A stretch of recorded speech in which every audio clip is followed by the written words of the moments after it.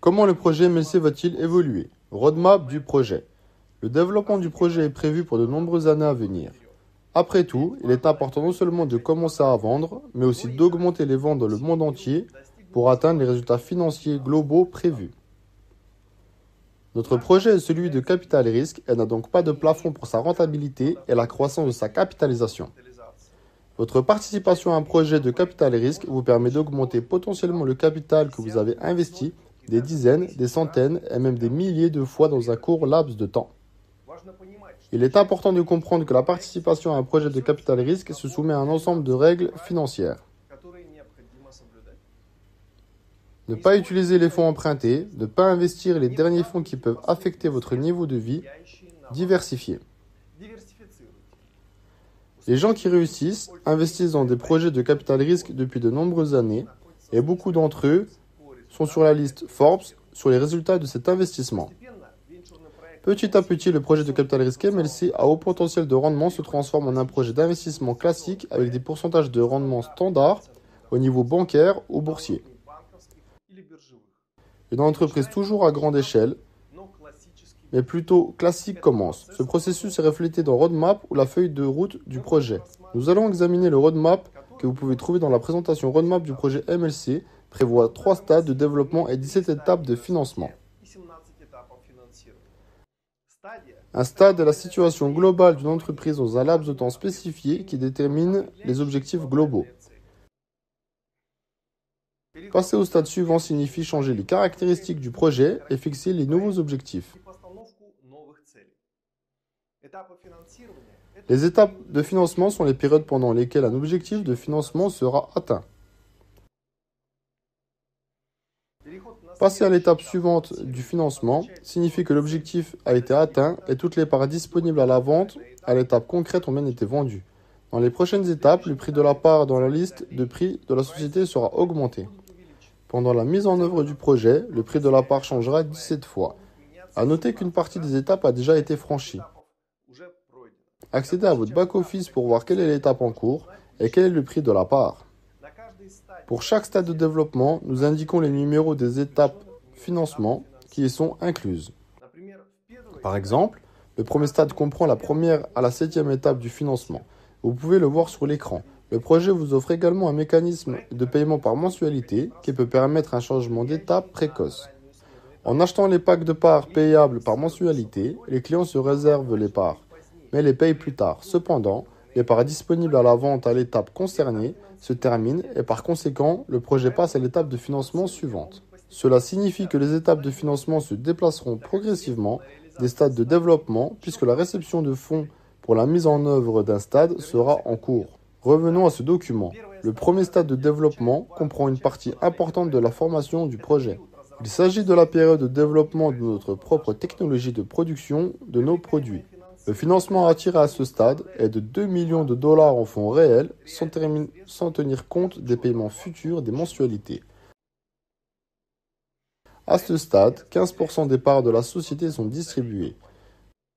Tout le financement levé est destiné à la création de prototypes ainsi qu'à la mise au point de la technologie et du processus de production. À ce stade, nos propres brevets d'invention sont formés.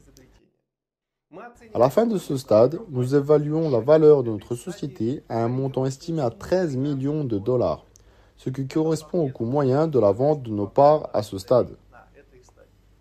Le deuxième stade de développement comprend les nouveaux objectifs de l'entreprise. Certification des produits, formation de la ligne de production et lancement des premières ventes. À partir de ce stade, la croissance de la production commencera.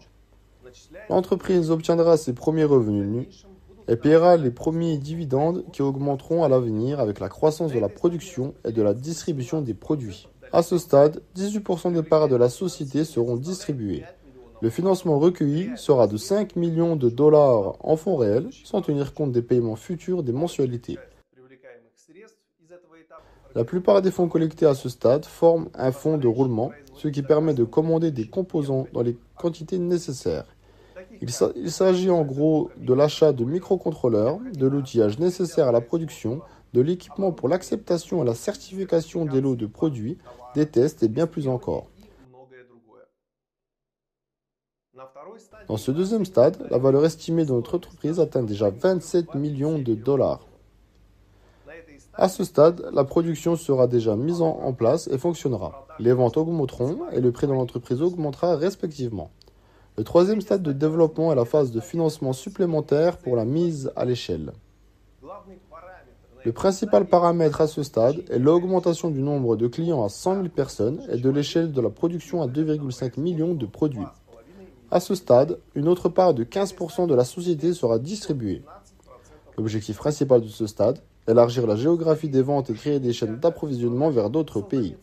Commencer la mise à l'échelle et la croissance mondiale. À ce stade, la société aura déjà un processus solide et organisé de son fonctionnement. Le développement international continuera et les ventes augmenteront.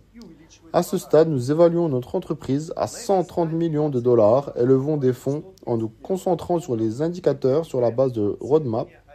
Il est clair que l'investissement à ce stade précoce est surtout rentable même dans les conditions de développement croissant.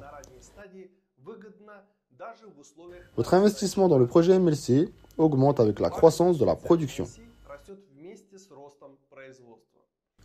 Les trois premiers stades sont mis en œuvre à l'aide de l'investissement attiré de différentes sources.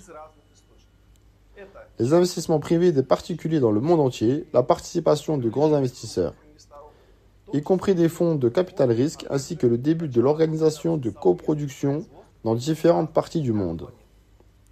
Le dernier stade de développement, dans lequel le format de collecte de fonds changera, est la préparation de la société pour une introduction en bourse.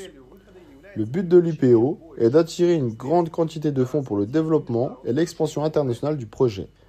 Nous estimons le montant de la levée de fonds à ce stade à partir de 500 millions de dollars. À ce stade, il y aura une croissance globale de la valeur de l'entreprise en fonction des résultats financiers déjà obtenus. C'est une étape dans laquelle l'entreprise commencera à augmenter en valeur sans limite. À ce stade, il sera possible d'atteindre la capitalisation maximale. Notre roadmap a un calcul financier clair sur le temps de développement et les indicateurs financiers. Nous estimons que le principal avantage de notre projet, c'est le lancement rapide de la production et les ventes, et donc votre possibilité d'avoir rapidement des revenus.